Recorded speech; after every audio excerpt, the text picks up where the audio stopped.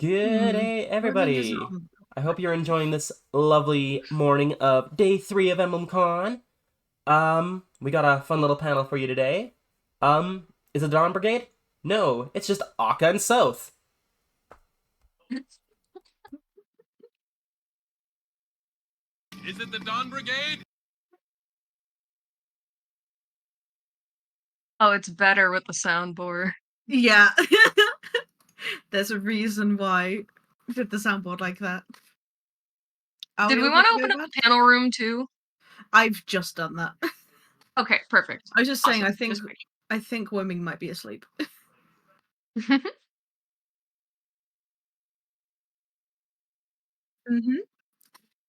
Cool. But hello, everyone. It's me, Akka, who you've heard far too much of this con, alongside the lovely Sove.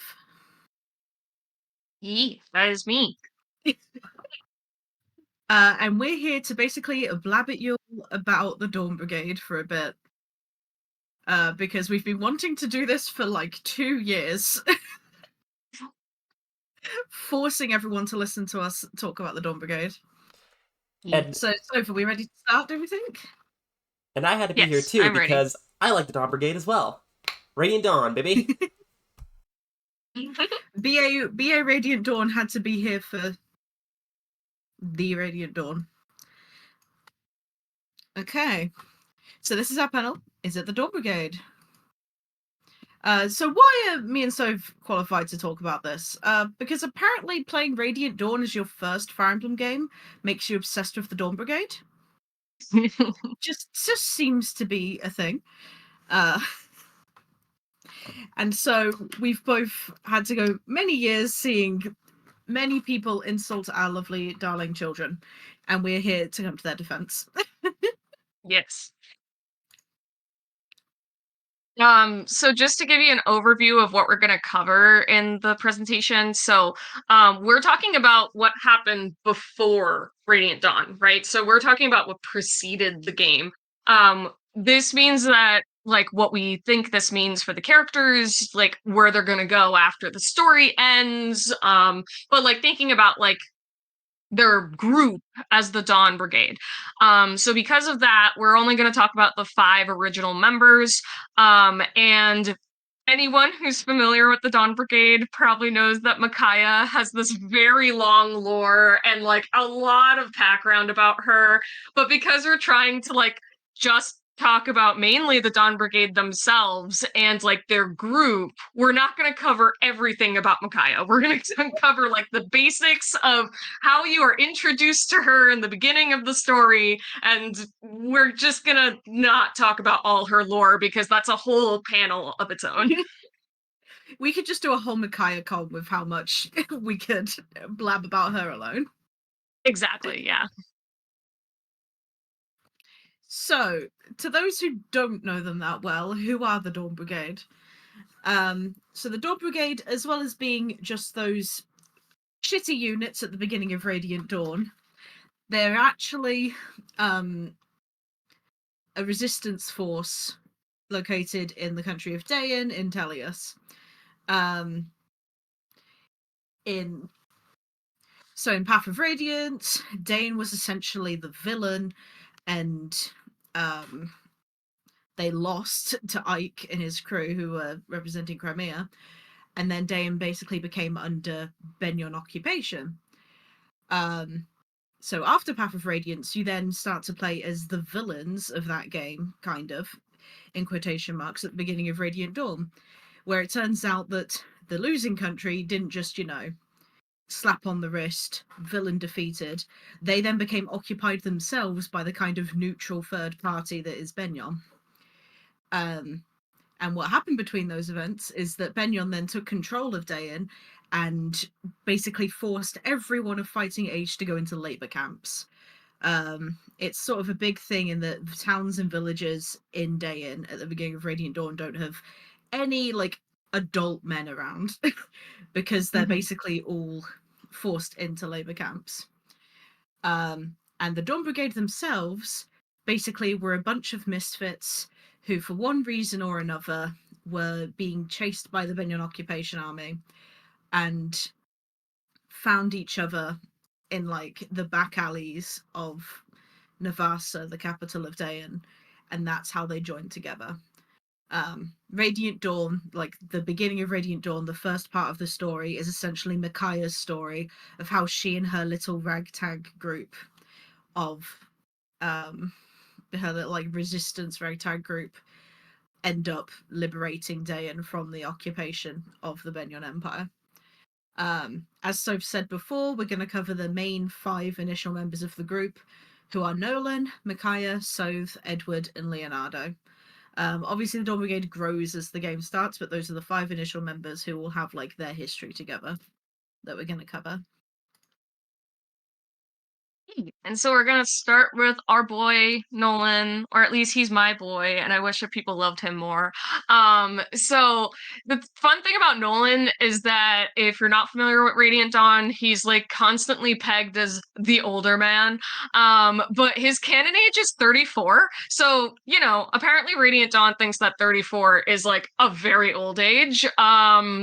Or they just gave him the wrong age for some reason we don't know. So some interesting facts about Nolan, which, by the way, this is majority of what you can find about Nolan. He's very much the character that probably has the least amount of lore and the least amount of development as a character in all of the Dawn Brigade. So what I have here is very much the majority of what we understand about Nolan. In his youth, he was a successful merchant, but unfortunately, he was betrayed by a trusted co-owner, and that corrupted the business in one night, which essentially led to Nolan being a street rat. And he actually, despite being 34, didn't participate in the Mad King's War, which was from Path of Radiance. So he actually was ambivalent about the war. He didn't really care about how that conflict was going to be resolved, and so he decided not to enlist in the army or to fight for his people. But when Benyon came in and overtook Dayan, they started abusing his countrymen, and that's when he was like, no, I can't just stay by anymore. Nolan's all about chivalry, right? So when he sees that abuse, he's like, I need to help my people. So he's the leader of the group. But he's also kind of this father figure to a lot of the boys in the group. And he hates people who act superior to others. So very full of themselves and all that. He can't stand people like that. And then a fun fact is that his hobby is actually reading, and he loves to learn, which is a source in the art book, but is also referred to in some of his supports in the game, or base conversations in the game. And then we have another slide. So for Nolan, he has a couple of cut supports. That's something in Radiant Dawn that in the it's from data mining and stuff, right, Yeah, Aka? there's data mined cut A support conversations for every character. Yep. So there's a bunch of things that we knew they were gonna have a support with someone. Yeah, so for Nolan, he was actually supposed to have supports for Aaron, Edward, Laura, Leonardo, Micaiah, Nalucci, which is one of the Raven Lagoos, and Soth. So he was actually supposed to have a ton of supports in this game, and they were just like, nah, Nolan, you're not going to get any of them. And he has the fastest fastest support speed though with Micaiah, Soth, Edward, Leonardo, so all of the Dawn Brigade, and then Aaron, who's a character who adds to the Dawn Brigade about a couple chapters into Radiant Dawn. Now Nolan, again, all about chivalry. His ending shows that he's been wandering the kingdoms and he's been saving people in adversity throughout that time. So he basically becomes a legend for altruism and like helping others and all that good stuff. So Nolan's just a really good cinnamon bun. We love him. Um, I thought that would be really fun to include a quote about to show like why he's like the wise old man and like the group and like what makes him the leader. So in part 3, which for Radiant Dawn is like the part where Micaiah is like we are spoiling a little bit of Radiant Dawn here, so I apologize. Down. Yeah.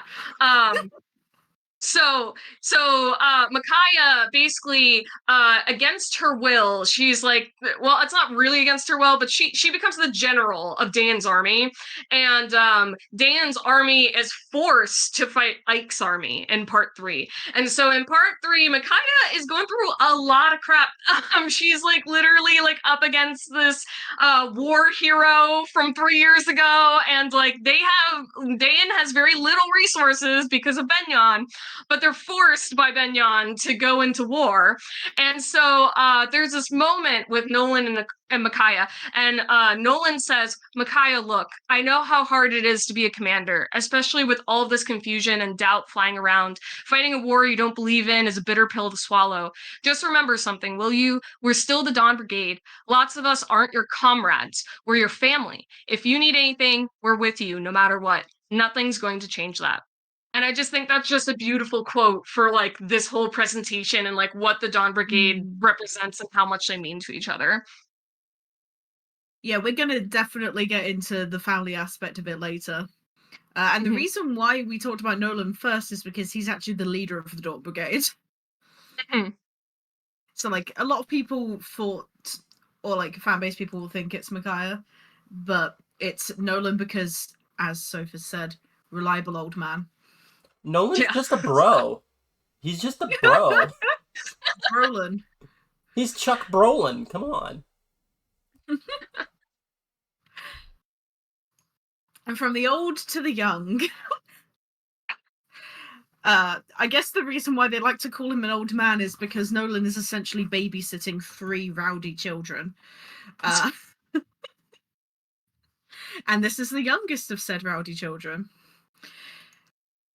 So, Edward, so again, a lot of this stuff, it's not said directly in game. Originally, it was on some discarded, like, Radiant Dawn website.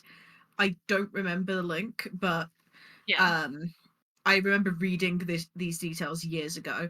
And then when the Radiant Dawn art book came out, it was basically, like, verbatim what their descriptions were in the art book, because they had, like, a big blurb for each character. So, unfortunately, a lot of this stuff isn't actually said in game, but that's sort of why we were here to sort of show everyone, hey, who actually are these characters? So Edward is basically the very kind of typical happy-go-lucky kid, even though he's been dealt a bad hand. You know, Dayan, and we talk a bit about Day in the country, Dayan has a very large class disparity, where a lot of people are very poor living on the streets, and Edward was raised as an orphan on these streets in Dayan. Despite that, you know, very chipper, very optimistic. In Path of Radiance, where I put bros literally 12, because we do know that Edward is around 15 in Radiant Dawn, so he was about 12 in Path of Radiance, which is the same age as Rolf. So Edward and Rolf are the same age. So in Path of Radiance, Edward wanted to try and help his position in the world. One of the few ways that people of lower class in Dayan can actually move their way up is to become soldiers in the army, at least during Path of Radiance, which kind of ties into the stuff that Ashnard wanted, because Ashnard wanted people who were powerful to rule countries rather than people of royal blood. So there became a lot of rumours and talk in Dayan during the Mad King's War that you could end up getting noble titles and leaving poverty by becoming a soldier. So Edward wanted to work towards that, even though he was a literal baby. So he started training during Path of Radiance to try and get into the Daean army, but then Daean lost the war. And then Benyon occupied them. And so Edward was now just moderately trained up as a teenager and still like on the streets of Daean. His dream basically was crushed. The occupation army was then trying to obliterate those in the back alley. In like the back alleys, they didn't want the lower class the lower class people living in these areas. There's a lot we can say about those things that we're going to go into a bit later. But because of that, they were chasing after Edward. As I said, everyone in the Dawn Brigade was evading the army for one reason or another. So Edward, just being a teenager or a kid, we're not exactly sure when the Dawn Brigade formed. It was obviously after Path of Radiance, so Edward was like anywhere from 12 to like 14 or 15, where he had to start evading the occupation army. And because he grew up living on the streets and knew all these things, just like the back of his hand, he was able to use his street smarts in order to help avoid the occupation army. And this all changed, and we'll go into it a bit more in his slides. This all changed when he met Leonardo, where their fates then became very intertwined and went in a very different direction to how they were before. And Edward and Leonardo's bond together is probably one of the most defining aspects of both of their backstories, in that Edward taught Leonardo how to live on the streets, Leonardo taught Edward how to fight. So they came in both of those sets of knowledge and taught each other. And a random fact, and this honestly doesn't even seem real, so it could just be a mistake in the writing, but Edward says that he has a younger brother. The weird lore you can get in some of the actual support conversations, and I don't mean base conversations, I mean support conversations, those one-liners in Radiant Dawn, Edward happens to mention in his Taban, like, one-line support conversation that he has a younger brother that he's told about Taban. No idea who this would be, because Edward is the youngest of the Dawn Brigade. I like to headcanon that there was some other, like, street kid that Edward took under his wing. We have no reason to presume that, but that's going to be my headcanon. So the thing with the growth speeds, every character in Radiant Dawn has a speed at which their supports grow with each other. In Radiant Dawn, every character can support every character. And sorry, Taban to Wing Brothers, Edward, I have a brother. Wait, don't we have... Oh, To Wing Brothers wasn't added. We were supposed to have To Wing Brothers as a soundbite. But yeah, so every character has a different speed at which they gain support points. Fun fact, if you have the lowest one, shoving a character reduces your support with them. That level of support is basically just Laguz and Oliver. But Edward has his high ones with Nolan, Micaiah, Sove, and his highest, so he has one above the ranks that Nolan has. Edward has his with Leonardo. So, and we'll see that all the Dawn Brigade have like a quick growth speed with each other. And then, yeah, in Edward's ending, it sort of goes against everything he was, like, talking about in game. He sort of left the life of grandeur and everything, and then just wanted to become a simple townsman. Which meant that he did basically get his dream of going up in the ranks, but it meant that he no longer had to fight, so he just... so he just ended up living a normal life. And again, like the others, he had a bunch of support conversations, all the Dawn Brigade with each other, so Leonardo, Micaiah, Nolan, Sove. But Edward also had support conversations with Leanne, Sanaki, and Stefan, which I guess Stefan makes sense. It probably would have been something like sword meet sword. Leanne, I have like no a clue. master tutor kind of thing, yeah. Yeah, Leanne, I have no clue how that would have gone. And then Edward Sanaki, child meet child, I guess. But yeah, shoving only lowers support points if they have the slow growing support. So like basically if you shove Oliver around, it will lower your support points. I don't think anyone other than Oliver has that like lowest growth speed, but Oliver does because he's special. I honestly never knew that. That is fascinating to me. I never knew that was a thing. Yeah. You can see on Serenus Forest, you can get a list of how fast everyone's growths are with each other. And yeah, it only seems fair to talk about Leonardo after Edward because their stories are so intertwined with each other. So Leonardo, and again, none of this is like said in game, which is very neat that like they have all this backstory that they didn't. Radiant Dawn was probably a very rushed job, let's be real. So Leonardo is actually noble, unlike the rest of the Dawn Brigade. Asterisk Micaiah is an interesting topic to talk about. Leonardo is actually like the son of a noble, not like a large noble, just like a small one from the countryside. And Leonardo has or had an older brother and father who were both killed in Path of Radiance. So again, this kind of fun thing of like the villains of Path of Radiance then become the protagonists of Radiant Dawn. So those generic ass soldiers you were killing in Path of Radiance, one of them could have been Leonardo's brother. Leonardo, being the son of a noble, was enrolled in like a military academy. That's quite common across the Fire Emblem series for noble kids to do. It's how Leonardo knew the bow of all things because, you know, you can pick up a stick and make a sword, but a bow's a bit awkward. So after the Benyon Occupation Army then took control of Dayan, they wanted to, as I said, get all men of fighting age in labor camps, but then they also wanted to wipe out anyone who could fight, which might be why they also wanted to wipe out Edward. They don't really specify, but they decided that even to go as low as killing a bunch of school kids. So like, you know, they just basically decided, the occupation army decided to like, you know, do the equivalent of like massacring Garagmark. Leonardo and his class, who again, Leonardo is only a year older than Edward, so he was 13 in Path of Radiance. So the Benyon Occupation Army went after a group of 13-year-old kids. Leonardo's class all escaped together and tried to run away and evade the Benyon army, but like one by one, each of them were killed bit by bit.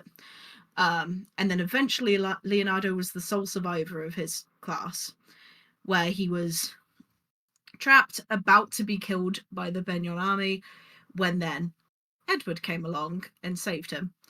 And because of that, he and Edward immediately bonded very strongly, and he clung to Edward as his new family because he had lost his previous one.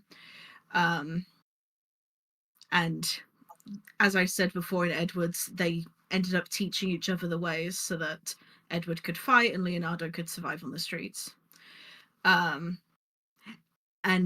Leonardo is a very like pragmatic and pessimistic guy, as I think is understandable considering everything that happened. It's kind of a miracle that Edward isn't, considering his past as well. After being saved by Edward, they decided to team up together and continue fleeing the occupation army stronger together. And then the chain of saving each other continues, because that's actually how they meet Nolan eventually. And again, with the support speeds, Leonardo has a fast one with the rest of the Dawn Brigade. And then my boy Oscar, for no reason at all. He has a fast one with the Dawn Brigade, Rolf and Oscar. Fuck Boyd. I'm glad Honestly, that your boy made it onto our side about the Dawn Brigade. my boy made it onto the Dawn Brigade slide. Actually incredible. Yeah, there's no reason for this. Like, they don't have cut supports, as you can see there. For some reason, Leonardo just has a really fast growth speed with Rolf and Oscar, and they literally never talk. So maybe they would have also had a support that was cut before the cut supports or something. Who knows? And again, the fastest, they go back and forth. So like his fastest is with Edward. Oh yeah, and his ending is that he has maximum riz. That could be elaborated on. basically Leonardo's ending is just he fucks. It's basically that women, I think it's specified women, because yeah, I don't think it was women and men. I think it was literally like women go to him to try and woo him, and that's his ending. Literally it. They're like, oh, he's so handsome. I think there's a few It's units his with fan. that. So Manatiki says his fangirls, yeah. So yeah, Riz Lord Leo. It doesn't say that he settled down with any of them though. And then yeah, his cut supports the rest of the Dawn Brigade. Fiona, Leanne, Peleus, and Skrymir. Which again, interesting that Leo and Edward got Leanne. I'm not surprised he has Fiona, kind of like noble, cut off from their family kind of deal, which arguably could also be the case for Peleus. But yeah, so that's the stuff on Leonardo. Okay. So ironically, I just realized that the presentation kind of went from like youngest to oldest boy in this group, except yeah, for it Nolan, has. of course.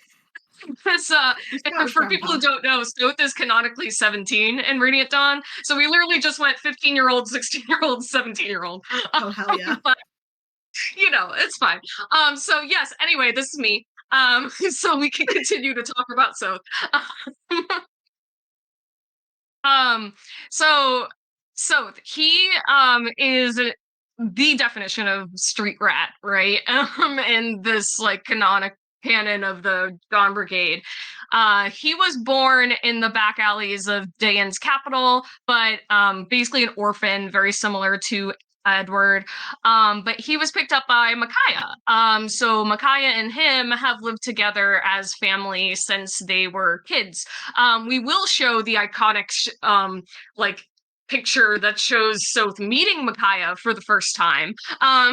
For those who like haven't seen it before, and also spoilers, sorry. But he and Micaiah like formed a very deep bond since they first met, and so like they have always lived together as quote unquote brother and sister, even though they are not related by blood. And yes, canonically they can get married at the end of Radiant Dawn, but they have to share an A support by the end of it. And if you break off that support, you have to get them back to A before they will get married at the end. Otherwise, his ending doesn't really change other than the fact that he marries Micaiah. So obviously he steals for a living. Rogue boy. And prior to Radiant Dawn, he did serve in the Mad King's War under Ike's army. So in Path of Radiance, you do see baby boy Soth before he goes through his puberty. And he basically served as like he was like the mascot return character when Radiant Dawn came out, right? Like he was on all of the manuals and like the front cover page and the game's like what do you call it, cover and things like that. Like Soth was like the return character of Radiant Dawn when the sequel came out.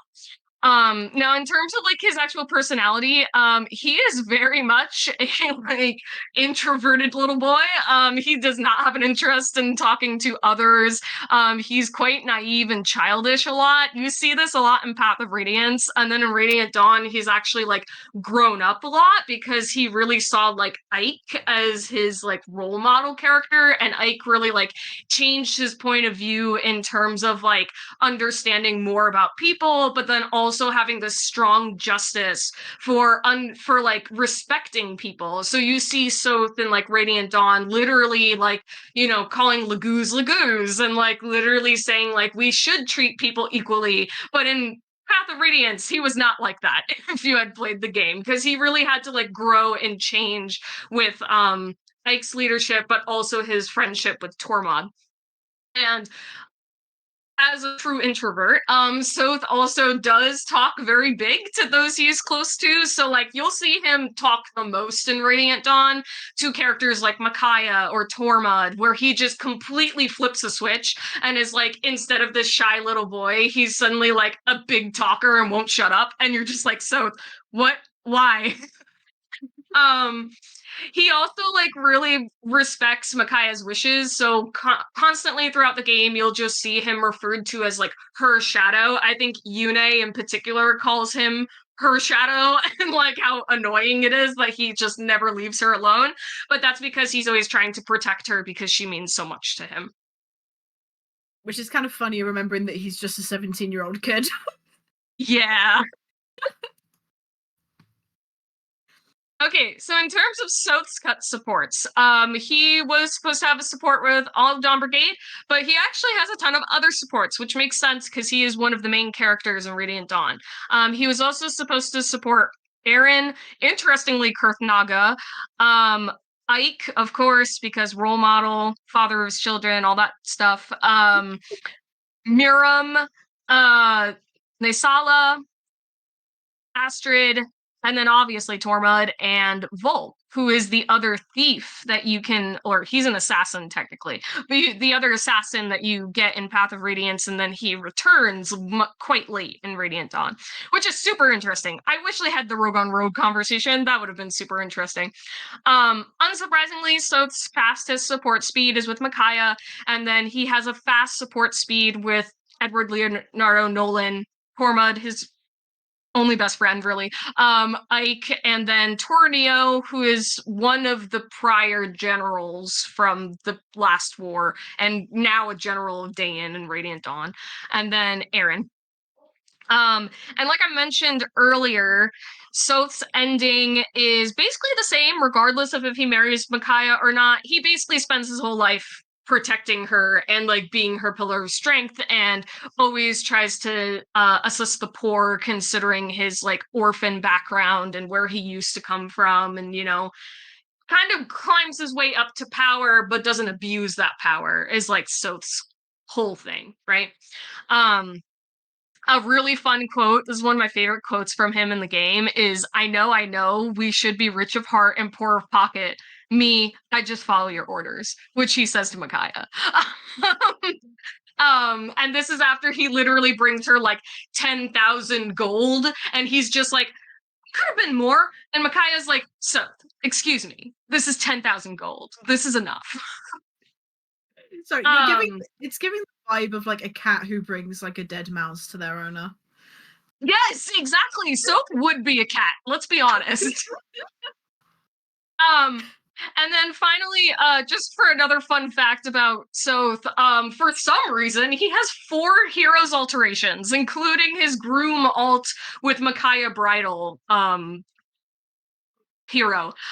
So like, I don't know why my boy has gotten so many like alterations and heroes. I am absolutely here for it, but like, it's very odd that he has so many. Yeah, like the latest one was the not attuned, rearmed, I think. I think so. Yeah, you're the the one here rearm. who knows heroes bad, so I was like, I was I confused think you'd know attuned and more than us. rearmed, but I'm like, I think he's rearmed because I don't think he had an attuned thing. Yeah, rearmed. Okay, I was right. Yeah, and he got like a Okay. resplendent at some point kind of idea. Yeah, he just has so many ults. It's really, really strange. To be fair, fun fact, Like, the rearmed version is the first one that actually is not either a demote, a freebie, or anything like that. Because the backpack from Wow. Micaiah doesn't really count. Then you had the base form, 4-star. Then you had like a demote version. So this is the first time he's actually been a 5-star, which is kind of cool. Because he's a man. Yeah. He grew up. Now he's ready to kick some butt. He's not a lady, so he doesn't get the 5-star exclusives. Yeah. Oh, and Okay. here she is. Yes, and so now we're going to move to the most iconic member of the Dawn Brigade. Sorry, I almost said Radiant Dawn. That's the game. This is Dawn Brigade. That too, though. Okay, so Micaiah, like we said, we're not going to go into her whole lore, but here's the basics of like who she is at the beginning of Radiant Dawn, and like her role in the actual brigade. So Micaiah used to live as a fortune teller traveling throughout Dayan, but the Navassa, the capital, had always been her base. And until the end of the Mad King's War, which was again 3 years ago in Path of Radiance, she generally disliked public notice, and she didn't really like to talk to anyone but Soth. He was kind of like her one exception. However, after the war, she was staying in Navassa to reunite with Soth because he kind of like entered the army by mistake kind of idea. Like Micaiah left him in the streets kind of idea because she thought that it would be better for him. Like she was scared of her identity causing problems for Soth down the line. So in Path of Radiance, she actually like kind of abandons him again because she convinces herself that he's better off without her. And then Micaiah realizes that that was a mistake halfway through the war, and so she tries to go back to Navasta to find Soth, and this is when Soth like is on a boat to Crimea because he's convinced that Micaiah is in Crimea, and he joins Ike's army. So eventually Soth does come back when the war is over, and that's when they reunite. But she gets along with others during the time that Soth is not with her. And she starts to really understand her people. So while she comes in contact with people, you know, their vitality and their kindness is really what touches her heart. And this is what leads Micaiah to announce that she wants to save the people of Dayan later when the occupation army is here. And Soth follows along with her because he, you know, believes in her, and he also like wants to protect her. So they join forces to make like resistance against the occupation soldiers. And so, from here, Micaiah convinces Soth that they should take a stand against that army, like I said. Soth is a little turned back from this because she didn't like other people. So this is kind of like new, but he's like, all right, let's get it. I just got off a war. I got new skills. We can do it. And so Soth, so to go in, we're going to go into this in very soon, but essentially, like, Micaiah and Soth are kind of doing their own thing, and then eventually they come across Nolan, Edward, and Leonardo, who have like formed this little band together, and Soth saves them from peril. Then he's like, hey, want to come to our hideout? We seem to be doing the same thing. And so they do. Micaiah heals Leonardo with her like magical healing abilities, and from there they decide to like create the Dawn Brigade, which will become a rebel force against Benyon. So Micaiah, as we've mentioned before, she's not the leader of the Dawn Brigade, but she named it. The word Dawn appeared to her in like one of her visions as inspiration, and especially while they watched the daybreak along the alley that they were in. So Micaiah acts as the figurehead. She's the public figure. Nolan is the actual leader. Now, unfortunately, we don't see the direct instance of when Micaiah and the group, or we don't see direct instance of Micaiah and the rest of the group. We just see like her interactions with Soth for the most part. So Micaiah's not in a lot of conversation with the other men in the Dawn Brigade.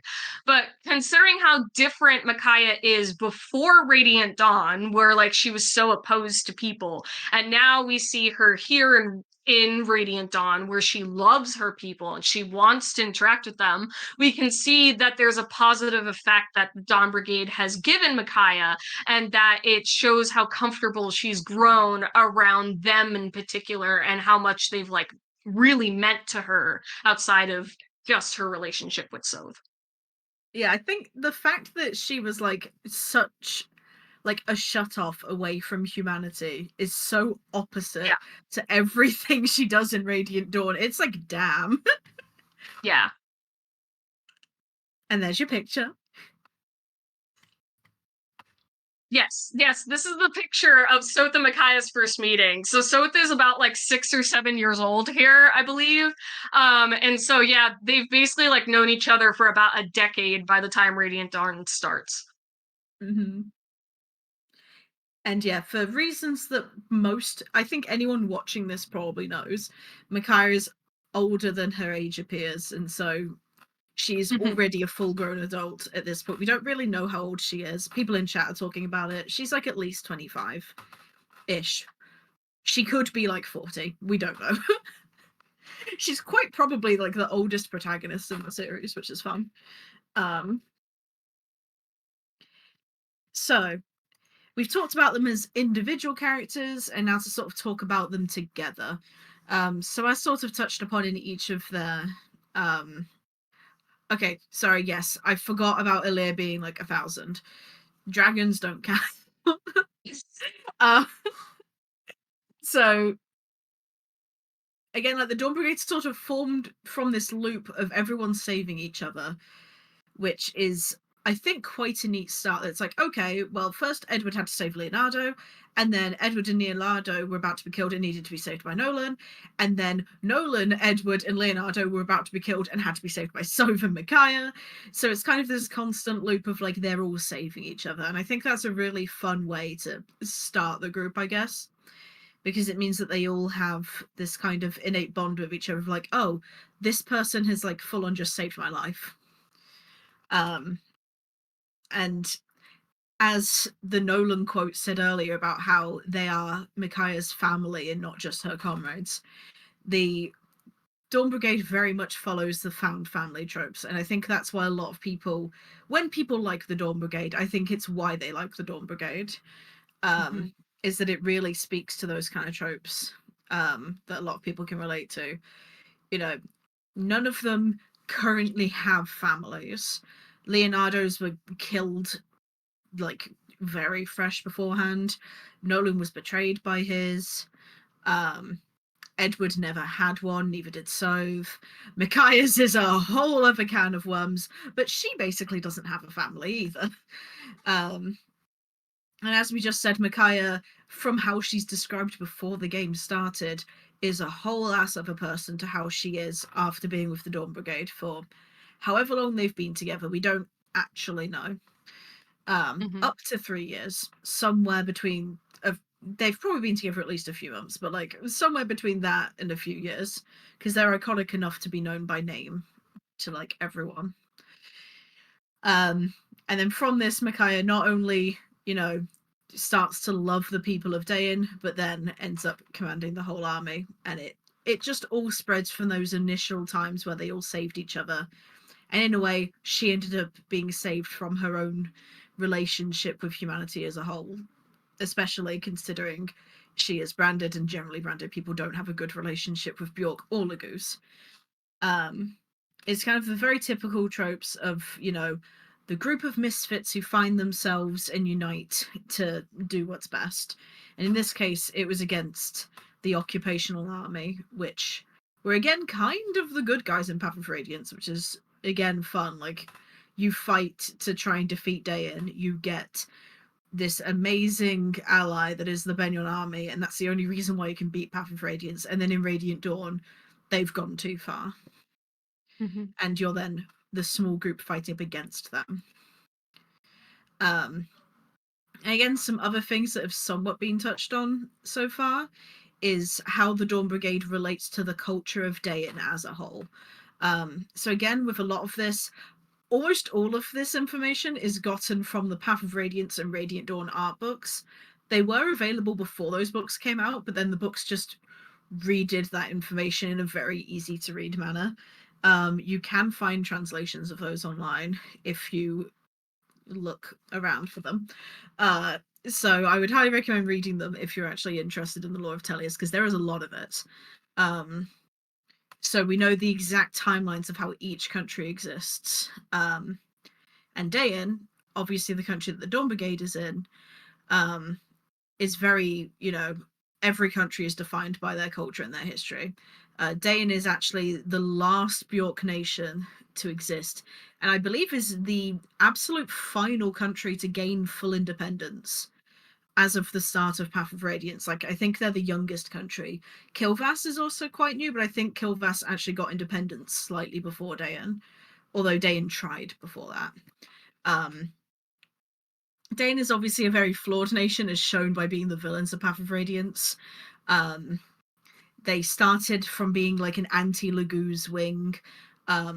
But all of the Bjork countries originated in Benyon. It used to be just Benyon and then the Laguz.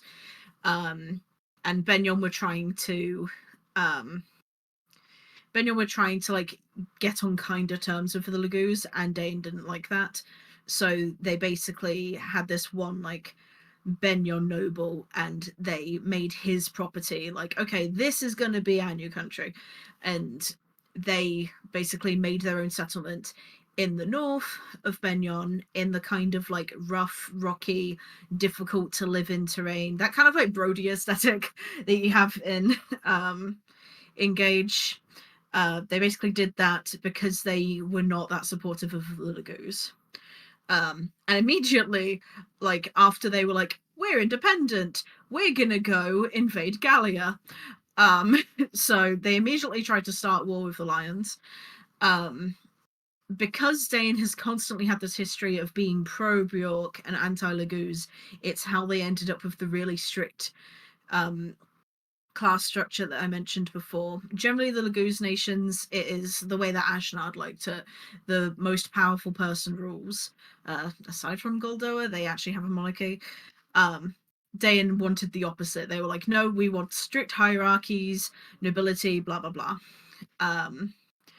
And again, because it's a country that is sort of, you know, again, the kind of like cold, stoic military country in a harsh living environment, we must be strong, we must have a good army. Because of that, they very much were very militaristic. Despite being in these kind of like harsh, cold environments, they actually do have natural resources, which I thought was an interesting detail. But again, the rich kind of stay rich, and they didn't really want to share those around. So that's helped perpetuate the class structure. And the Dawn Brigade, very much being these, you know, orphaned kids living on the street, they wanted to help actually distribute this kind of wealth around and, like, to an extent, you know, go against the class structure. They were kind of like a Robin Hood of their time, of wanting to steal from the wealthy and give it to the poor, and that's a lot of what they're doing actually at the very beginning of Radiant Dawn. Yeah, so now we're gonna have a mini lesson on colonialism, which none of you probably thought about, but you know, I'm here, and that's what we're gonna do. So, when we were when we were conceptualizing this panel, you know, me and Aka sat down and we were like, so what do we want to talk about? And we started talking about like those little notes we talked about in the beginning with Leonardo, and like, why would Benyon go ahead and like try to kill all these children? Like, that's really weird, right? Like, it's just out of nowhere they just want to murder children. And so and in the beginning of Radiant Dawn, they really do try to kill the Dawn Brigade. Like, you literally just see the Benyon army come in, and like the first boss, Gerald, right? Or Gerard, something like that. I forget his name. Jared? Jared. I think it's Jared. Anyway, so he comes in and he's just like, yeah, we're gonna kill these children, and he even kills civilians and things like that.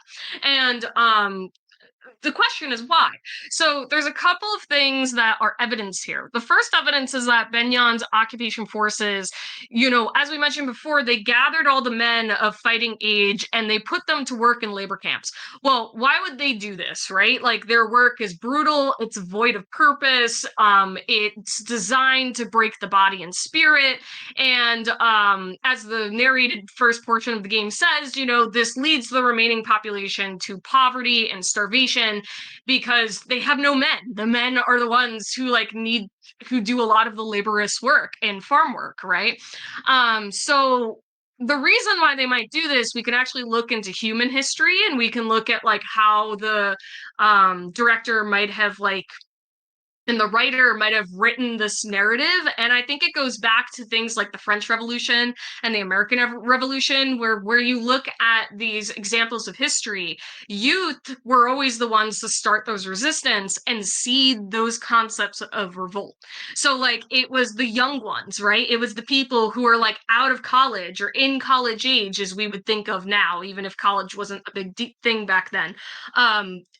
Or even like and it's the children who like grow up to become like those people who want to take resistance against governments and against their people, right? So like, that's I think the concept of like why Benyon might have been after the youth, because if you kill it early, then like you have no rebellion later on because you've broken everyone else who could be fighting against them. So my second evidence here is really about Micaiah's powers, which gave people hope, right? She could heal people. She was this beacon of like light and giving to the poor, and the Dawn Brigade, they helped this, and they helped that starvation lessen because of their work after the men were gone. So hungry people, you think about like the hungry people and those with little resources, they are easy to suppress because they have no hope left. And women, historically at this time period, we're talking medieval times, they are like taking care of their children and they're taking care of the farm. Like they're not necessarily fighting. Some of them are, but like a lot of them, they don't have the skills. Their men would be the ones who would take over that role. And so when the men are not there to lead the townspeople to that defense, there's less chance for rebellion, and that means less education. There's easier to control these people and to suppress them the way that Benyon wanted. So this is like my very mini lesson in colonialism, to be like, I think that like yeah, when you think about like why Benyon's doing what they're doing, I think it very much comes down to they were trying to suppress as much as they could and killing the youth who could fight. That was the easiest way to make sure that like they could have that control in the future, because then no one else would have the fighting ability. Anyway. Mm-hmm.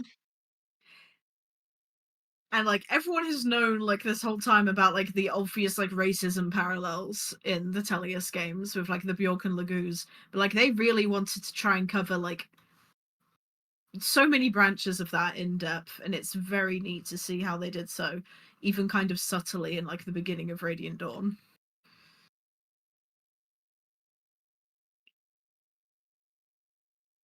And so, our sort of final slide of this is, so looking ahead, Sophie and I then, we did all this research and we were like, well, what's the sort of conclusion other than just Dawn Brigade good, Radiant Dawn good? We were like, well, how could things be changed? How could things, we debated between the term remaster and remake, because I don't think we want to remake, but also we do want the game back with more. So remake, remaster, whatever. What could what could actually like be changed or elaborated on? And I guess if you want to start with the part about Nolan, because I know that's one of your passions. Yeah, I mean, I said it in the beginning of the presentation, but Nolan is like literally so cut from the Dawn Brigade. And like, I think that this is very much like seen even in like Heroes, for example, or we were talking about this right before the panel, how like Soth, Micaiah, Edward, and Leonardo are all in Heroes. Nolan is not in it. Nolan's also the only character who only had one card in Cypher and has no other card. And then like all the other Dawn Brigade members have at least like 2 or 3, right? So I think like Nolan is very shafted, but he's so interesting as the leader, but also when you consider the dynamics with the boys, because like I mentioned, he's kind of like their father figure, right? So we're particularly thinking about like Soth and Nolan, because Nolan, like Soth's never had a father, right? So Nolan is kind of like his first father in a way. And you can even contrast that with Edward, who is in a very similar position. He was also an orphan, didn't really have a father. But Edward's a little bit more upbeat and trusting. And Nolan, I think it would be really interesting to see the way that he interacts with Soth and the way he interacts with Edward, and how that can differ. Now, in particular, when I was doing research, I saw this base conversation that Soth and Nolan have in part 3, again, when they're fighting Ike's army. And Soth gives Nolan a tomahawk. But while he does, there's a really interesting interaction between them where Soth says, Nolan, I have something I want to tell you. But he doesn't say what it is. He's like very hesitant. And Nolan says, don't even talk. Don't worry about it. You're not ready. You tell me when you're ready.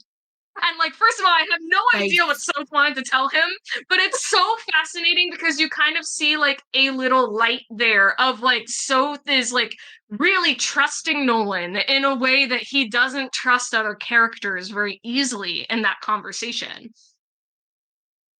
You could also say that the fact that the audience don't get to know the secret is kind of, or whatever he wanted to say, is kind of part of the joy of that in a way. Because it's like, this ain't Yes. our business. This is between those two. Yeah. Yeah. And I just think there's like so many more moments that there could be of that if we got a remaster and real supports for these characters. Mm-hmm. And yeah, we'd also just want to see, again, like these backstories were gotten off an old website and were from the art book. Like they obviously crafted quite in-depth backstories for not just these characters, but a whole bunch of, like, the whole cast have backstories. And a lot of them, even ones in Path of Radiance, it's not even explored that fully. And like we could easily like put parts of these in the story itself. Like again, the stuff about colonialism and about the occupation army, we could easily tie that into like each of their backstories. Like not just in part 1, but it could continue into part 3 and onwards. Obviously they have to like, they chose to allow any character but Soph to die in part 1, so like none of them are relevant after that, but they could have maybe had flashbacks or done other stuff that lets them reference the other members of the Dawn Brigade and sort of tie back in, or just have exclusive based conversations that you lose if they die, where it can actually just sort of pinpoint back to that later on in the story. Because after part 1, it basically just becomes Micaiah and Soph for that whole cast, basically. I just really want like actual support conversations because you guys were saying before that like both Edward and Leonardo had like cut ones with Leanne. I would have loved to see that. Like what would they have talked about? Like, is Leanne like, just gonna go? And they're just yeah, what? exactly. like, I just imagine Edward to go, what the fuck are you saying? I can see Edward just be like, huh? And Leonardo's like, hang on. I'm gonna read some books, I'm gonna figure out what you're saying. Like I feel like Leonardo would be like, I will try to learn your language. And Edward's just gonna be like, yeah, Edward would be like the one guy in Path of Radiance that was like, dude, I don't know what you're saying. Do I just need to speak louder? You want me to go over there? I don't speak bird. I love that message. And like we know based on everything that we've heard that Radiant Dawn had a lot of like issues with production. Like going to the Wii from the GameCube, they had to change an awful lot. Like not only was a lot of stuff in Radiant Dawn scrapped that we can tell from looking at the data mines, from the fact that the English version of the game is missing a large chunk of the script, which if people don't know, in the Japanese version of Radiant Dawn, if you play on hard mode, there's more story. And that extra story didn't get added to the English. The English only has the like reduced story. What? Like a Jip Radiant Dawn story? Yeah, did you not know that? No. I think you need to change your username. Hey. There's an extended script in the Japanese version of Radiant Dawn. It's why, because to the English version, Ike and Ranulph seems like a kind of random pairing to an extent. Ike and Ranulph are much more gay in the extended version. Oh, okay. Not as gay as Ike and Soren, but like it makes it a bit less lopsided in the Japanese than it currently is in the English, where it's like, okay, he's like only with Soren and not with Ranulph. So yeah, there's like a decent amount of like cut, just general story plot, because we didn't get the hard mode script. Yeah, so we know that there was like a lot of cut content. We know that Radiant Dawn was really ambitious and that the dev team really wanted to do more with it. And actually reading, because I like reread for much of the art book for this research, and like the blurbs they were putting at the end, you could tell that everyone who worked on Radiant Dawn adored it. And I see we're running out of time, so I'm talking faster. That like everyone who made this game really loved it. And they obviously put so much thought and effort behind each country. Like we have exact timelines of the whole continent. We know when each country was formed. We know all their cultures. We have like paragraphs of backstory for every character. It is obvious that everyone who made this game put their heart and soul into it. So hopefully if we got a remake, we would just get to see what they wanted to put in the first place. Mm-hmm. Um, Yeah, and then just to close this off is just understanding like how the length of time that the Dawn Brigade has been, because we said it before, they've been together for a while, but we don't know how long. And so those dynamics will change depending on how long they knew each other, right? Before Radiant Dawn started. But yeah, that's basically it. We talked about Dawn Brigade for a whole hour. Thank you, all of you. Finished half an hour early. I thought we were finished half an hour early too, but clearly we have a lot of thoughts and passion, and we hope that all of you have the passion now too, because these are our babies and they deserve more love. 100%. And the devs obviously have a lot of love for them, and we do too. And whilst they got shafted in how the game presented to them, the backstory is there. You just have to kind of infer stuff. Yeah. Very last minute, do you have anything more to say, Soth? Nope, that's it. Except for the fact that whoever joined the chat and has this super cute Soth icon, it is adorable, and I want to know where it comes from. So Kaiser, let me know, please. But otherwise, thank you all so much for being here, and we hope you enjoy the rest of the day for EmblemCon. Mm-hmm. Thank you so much for listening, everyone. Yeah, and Tellius Best Games. Is it the Dawn Brigade? Is it the Dawn? Is it the Dawn Brigade?